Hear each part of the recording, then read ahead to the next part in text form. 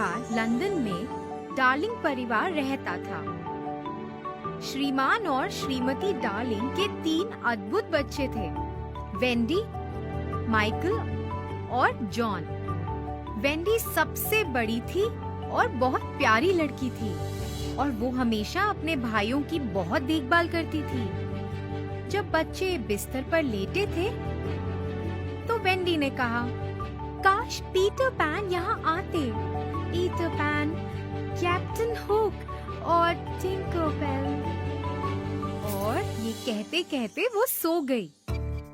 अगले दिन शाम को श्रीमान और श्रीमती डार्लिंग एक पार्टी के लिए रवाना होने वाले थे। सभी बच्चे नीचे आए और उनकी माँ ने उन्हें गले लगाया।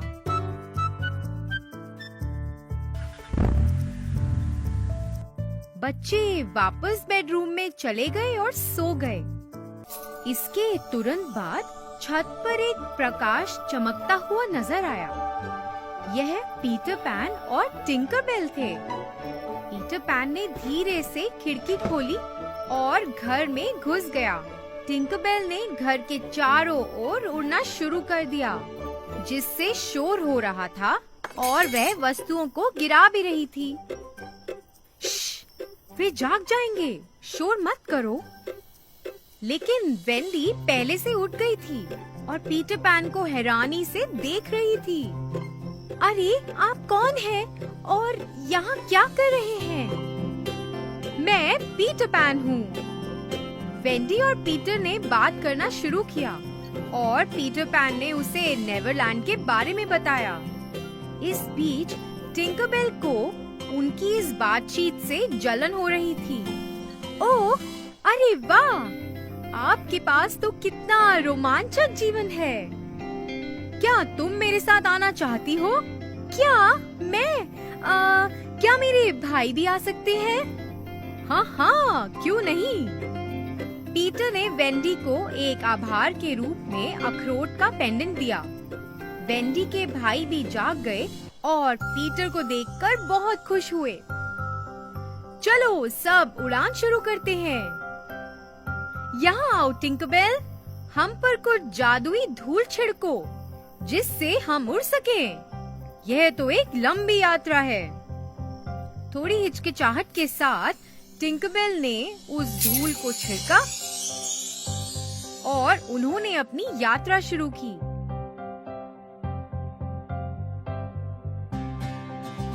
कुछ मील के बाद उन्होंने नेवरलैंड को देखा और सुंदर दृश्य देखने के लिए नरम बादलों पर उतरे।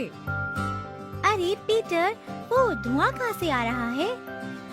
वो तो रेड इंडियन कैंप है और आप सभी को उस जहाज को नजरअंदाज नहीं करना है जहाँ कैप्टन जेम्स हुक और उनके समुद्री डाकू रहते हैं। हुक एक मतलबी और खूंखार कप्तान है, लेकिन वह मगरमच्छ से डरता है जो हर जगह उसका पीछा करते हैं। उस समय समुद्री लुटेरों में से एक ने उन्हें दूरबीन से देख लिया। कप्तान, मैंने पीटर पैन और उसके दोस्तों को देख लिया। पीटर पैन पे निशाना लगाओ, इस बार मैं उसे जीवित नहीं जाने दूंगा। ओह, लगता है उन्होंने हमें देख लिया है। हमें अब अलग अलग होना है। टिंकरबेल, बच्चों को सुरक्षित स्थान पर ले जाओ। मैं हुक का ध्यान रखूंगा। वेंडी से छुटकारा पाने के लिए टिंकरबेल ने एक शरारती विचार सोचा।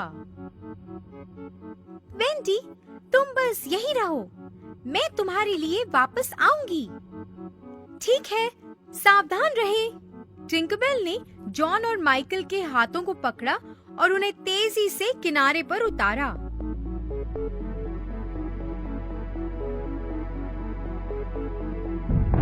और वेंडी तोप के गोलों को चकमा देते हुए आकाश में संघर्ष कर रही थी।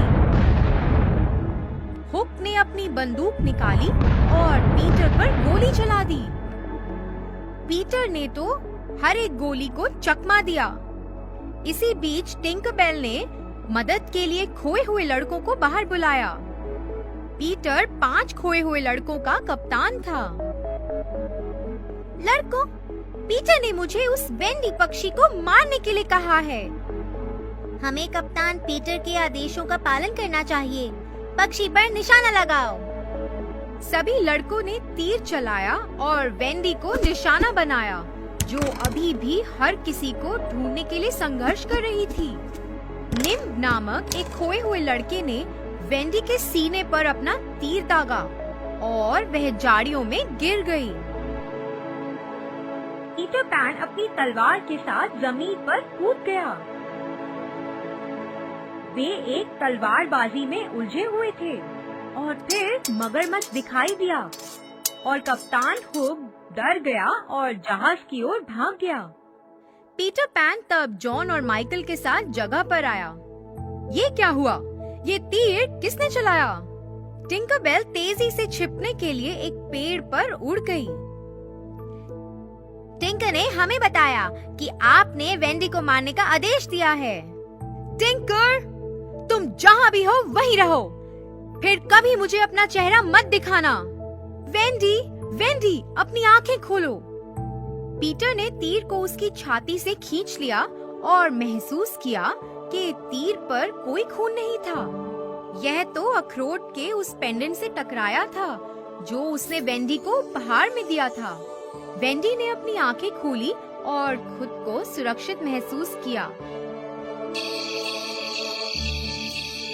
उस रात जब वे सभी एक साथ बैठे थे, वेंडी ने कहा, हमारे पिता हमारी प्रतीक्षा कर रहे होंगे। हम कल सुबह निकलेंगे। अरे, तुम सब हमारे साथ क्यों नहीं आते? आप हमारे साथ रह सकते हैं। हाँ, परिवार का होना बहुत अच्छा लगेगा। पीटर, क्या तुम हमारे साथ नहीं आना चाहते?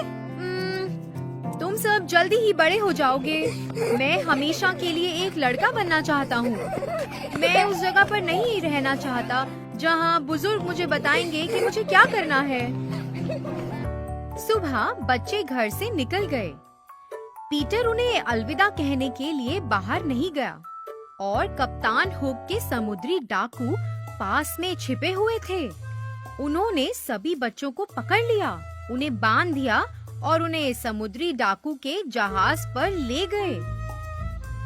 इस बीच टिंकरबेल ने उन्हें पेड़ पर से देख लिया। उसे बुरा लगा कि उसने अपने दोस्तों को धोखा दिया, इसलिए उसने पीटर को सतर्क करने के लिए जल्दी से उड़ान भरी और दोनों जहाज पर चढ़ गए।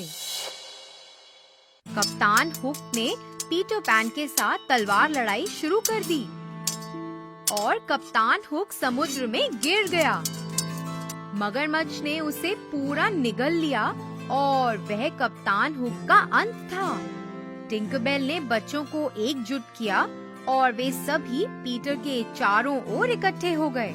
आप बहुत बहादुर हैं पीटर, कहानियों में नायक की तरह। अब मैं आपकी कहानी सभी बच्चों को सुनाऊंगी। धन्यवाद वेंडी। चलने के लिए तैयार हो जाओ। मैं आपको छोड़ने के लिए आपके घर तक आऊंगा।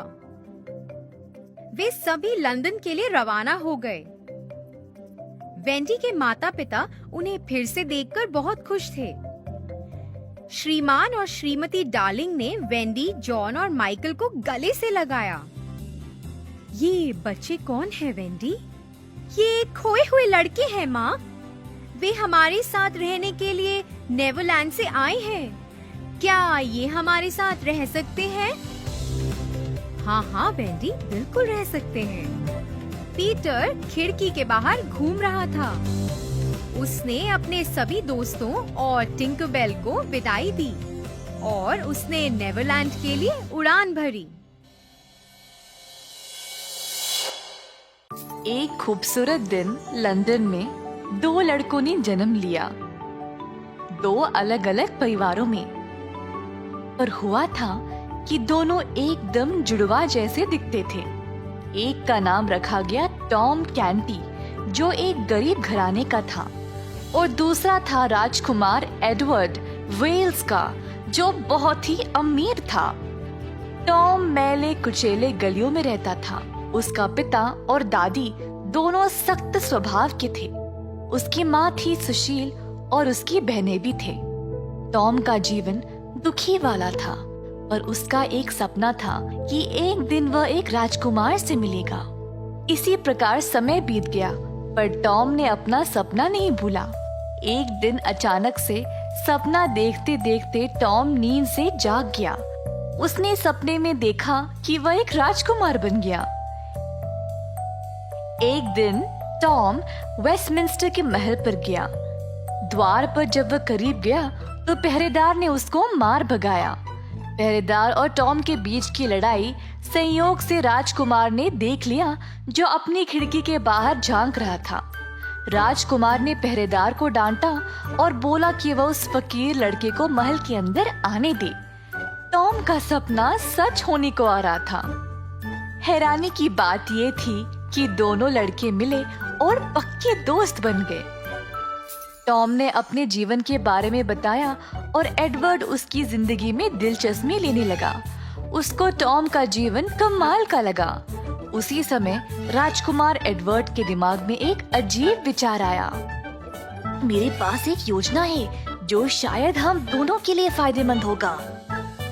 क्यों ना हम अदला बदली कर ले? क्या तुम पागल हो गए हो क्या? क्या हुआ? तुमको तो वैसे भी बहुत शौक था ना एक राजकुमार की तरह रहने की। मुझे इन ऊंची दीवारों के आगे वाली जिंदगी भी देखनी है। शायद ये काम आ जाएगा। वैसे भी हम तो रूबरू एक जैसे ही दिखते हैं। तो दोनों ने थोड़े समय के लिए अदला बदली करने का निर्णय ले लिया।